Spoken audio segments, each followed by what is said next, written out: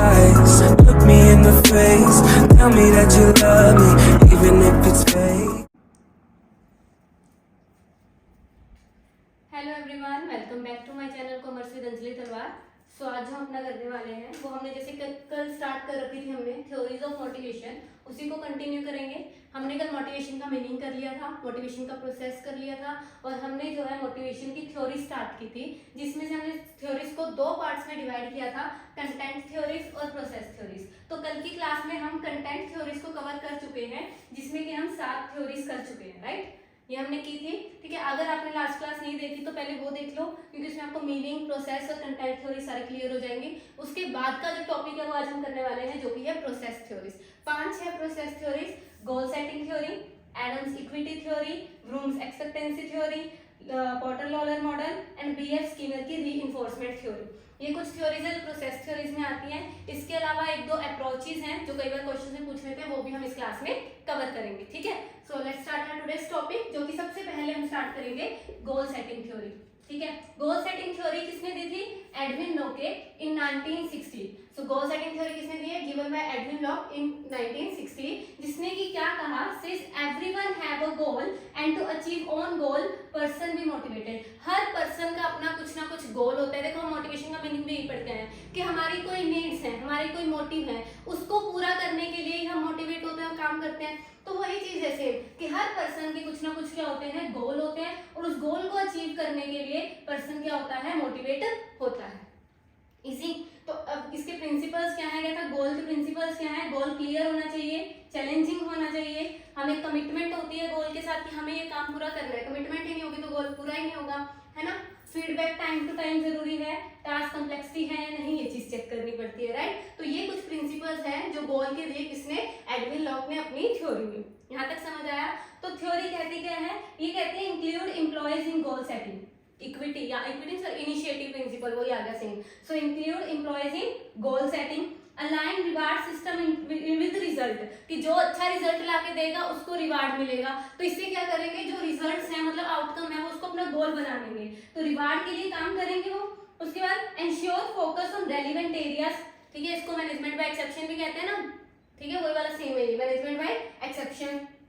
Ongoing feedback and coaching, time to time लोगों को feedback दो कि आपका काम अच्छा हो रहा है, नहीं हो रहा तो कैसे अच्छा होगा, उनको ट्रेनिंग देना, कोचिंग देना। परफॉर्मेंस मीटिंग्स होल्ड करना टाइम टू टाइम, क्या उनको अपनी परफॉर्मेंस का पता लगे कि हम बेटर कर रहे हैं कि नहीं कर रहे, है ना। Ask supervisor to set their goals, specific goals को सेट करना और गोल्स को वर्क यूनिट के साथ ही टाई अप करके चलना, ठीक है। तो ये कुछ थ्योरी के क्या है, की पॉइंट्स हैं जो ये गोल सेटिंग थ्योरी है, किसने दी है, एडविन लॉक ने। समझ आया? तो ये की पॉइंट्स से आपका क्वेश्चन बन सकता है, या डायरेक्ट ही क्वेश्चन आ सकता है कि ये किसने दी और कब दी, है ना। तो ये चीज है, ये आपकी थी first theory, goal setting theory. अब हम करेंगे एडम्स इक्विटी और ब्लूम एक्सपेक्टेंसी। इसको राइट डाउन कर लो फटाफट। नेक्स्ट थ्योरी है प्रोसेस थ्योरी, जो कि सेकंड है, Adams equity theory of motivation. देखो नाम से ही क्लियर हो रहा है, इक्विटी। इसमें हम चेक करेंगे कि जितना हम इनपुट अपने ऑर्गेनाइजेशन में दे रहे हैं, उससे जो आउटपुट आ रहा है क्या वो इक्वल है, ठीक है। जितना हम अपने ऑर्गेनाइजेशन के लिए सेक्रीफाइस कर रहे हैं, कितना काम कर रहे हैं, उससे जो हमें सैलरी वेजेस मिल रही हैं क्या वो इक्वल हैं। और इसको कंपैरिजन करेंगे तो ये हो सकता है मैं अपनी सैलरी या अपने जो आउटपुट रिसीव हो रहा है मुझे, वो मैं बाकियों के साथ कंपेयर करूंगी, है ना। तो वो चीजें आती हैं Adams equity theory of motivation. तो किसने दी है? Stacy Adams in 1963। इन्होंने क्या कहा, compare our rewards with others, अपने रिवार्ड्स को, जितना मुझे रिवार्ड मिला उसको मैं बाकियों के साथ क्या करूंगी, कंपेयर करूंगी, जिसको हम रेफरेंट बोलते हैं। देखो डायरेक्ट क्वेश्चन बनेगा रेफरेंट से। रेफरेंट क्या होता है? जब हम अपने रिवार्ड्स बाकियों के साथ कंपेयर करते हैं और चेक करते हैं कि क्या वो इक्वल है अदर्स बाकियों के जितने हैं, या कम है या ज्यादा है, ठीक है। तो इसके 5 कंपोनेंट्स क्या है? सबसे पहले इनपुट, मैं काम करूंगी, उससे मुझे क्या रिसीव होगा, आउटपुट रिसीव होगा। जो मुझे आउटपुट रिसीव हुआ उसको मैं क्या करूंगी, कंपैरिजन। कंपैरिजन में कैसे कर सकती हूँ, other inside, other outside, self inside, self outside. ये आपको जस्ट याद करने के 4 तरीके के क्या होते हैं, रेफरेंट, कंपैरिजन, ठीक है।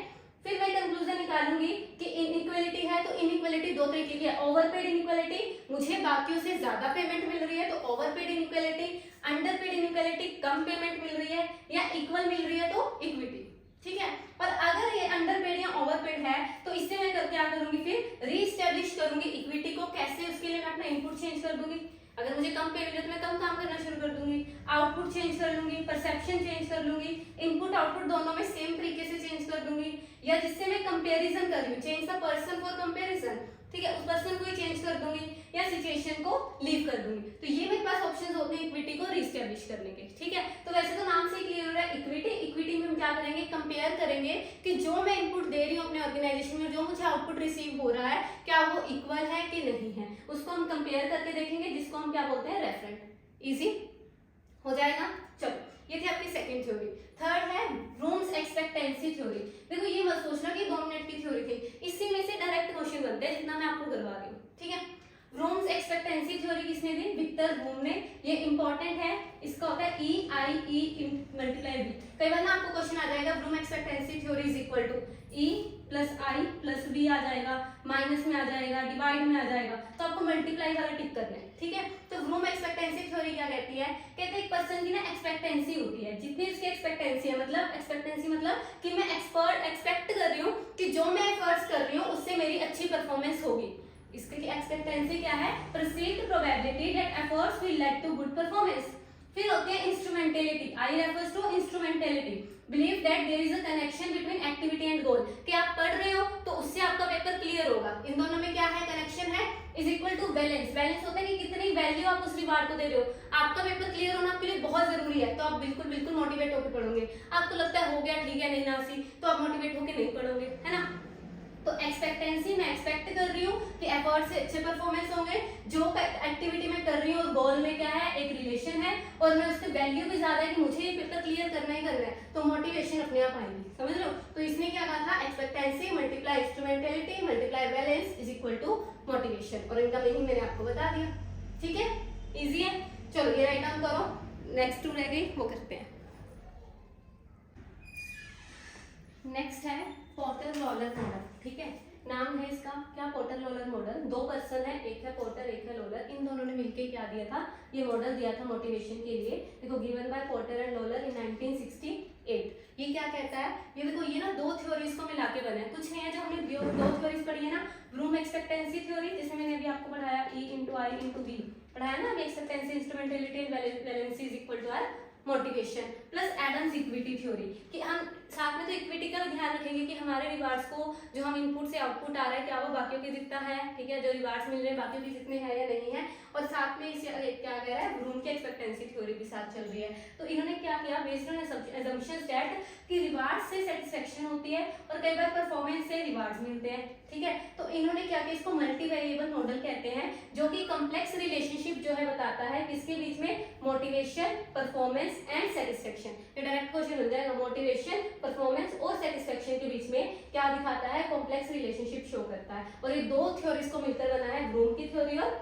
एडम्स इक्विटी का मॉडल, ठीक है, यहाँ से क्वेश्चन बनेगा। और नेक्स्ट है बीएफ स्किनर रीइंफोर्समेंट थ्योरी, ये ना आपने साइकोलॉजी में भी पढ़ी होगी, जब फर्स्ट पेपर की आप तैयारी कर रहे हो स्टेट की, उसमें भी ये सेम है। स्किनर ने दी 1957 में, कहता जब भी हम कोई काम करते हैं अगर उससे पॉजिटिव रिजल्ट आता है तो हम और मोटिवेट होते हैं और अच्छे से वो काम करते हैं, और वहीं अगर कोई नेगेटिव रिजल्ट आता है तो हम वो काम दोबारा करते नहीं है। तो उसी को इसने क्या कहा, मोटिवेशन की एक थ्योरी दे दी, कहता people do something get the result, do this work again, उसी को हम क्या कहते हैं, रीइंफोर्समेंट कहते हैं। एंड वाइस वर्सा, अगर कोई काम करेगा उसको नेगेटिव रिजल्ट मिलेंगे तो वो काम करेगा ही नहीं दोबारा। तो ये वही सेम थ्योरी है जो आप साइकोलॉजी में पढ़ते हो, बस इसने मोटिवेशन में भी दी है, जिसको हम क्या कहते हैं, बीएफ स्किनर की रीइंफोर्समेंट थ्योरी, ठीक है। ये आपकी सारी प्रोसेस थ्योरीज डन है, इसके अलावा सिर्फ 2 अप्रोचेस हैं, ठीक है, वो कर लेते हैं हम अब इस लास्ट क्लास जो थोड़ा सा रह गया वो कंप्लीट कर लेते हैं।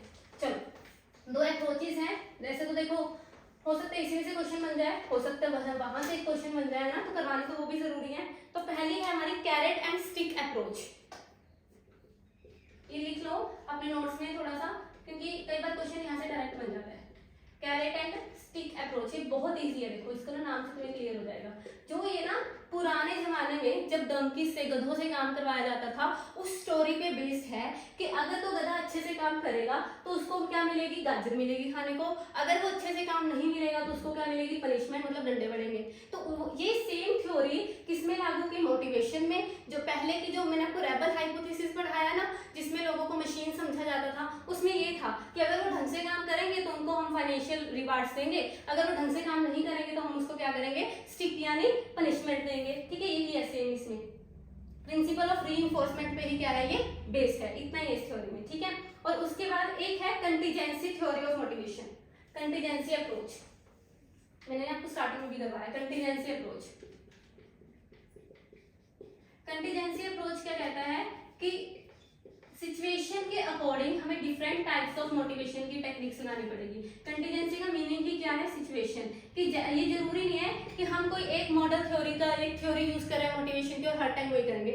हजारों लाखों में लोग काम करते हैं इंडस्ट्री में, तो उसमें हर पर्सन एक ही थ्योरी से एक ही तरीके से मोटिवेट हो, ये जरूरी नहीं है। तो according to situation, according to the different person हमें डिफरेंट तरीके अपनाने पड़ेंगे, डिफरेंट थ्योरीज, डिफरेंट मॉडल्स अपनाने पड़ेंगे। तो ये चीज कौन कहता है, कंटीजेंसी थ्योरी, ठीक है। तो ये सेम नॉट, वो कहते हैं not a single best way to do a thing, तो वो चीज किस में आती है, कंटीजेंसी अप्रोच में। ये सिर्फ मैं आपको नाम बताना था ताकि अगर आ जाए तो आपको ये ना लगे कि हमने तो ये किया ही नहीं, ठीक है। ये था आपका मोटिवेशन पूरा डन, अच्छे से हो गया। इसमें हमने मीनिंग, प्रोसेस और सारी थ्योरीज कर ली हैं आज, ठीक है। इसको करो, मिलते हैं नेक्स्ट क्लास में, next lecture. Thank you so much.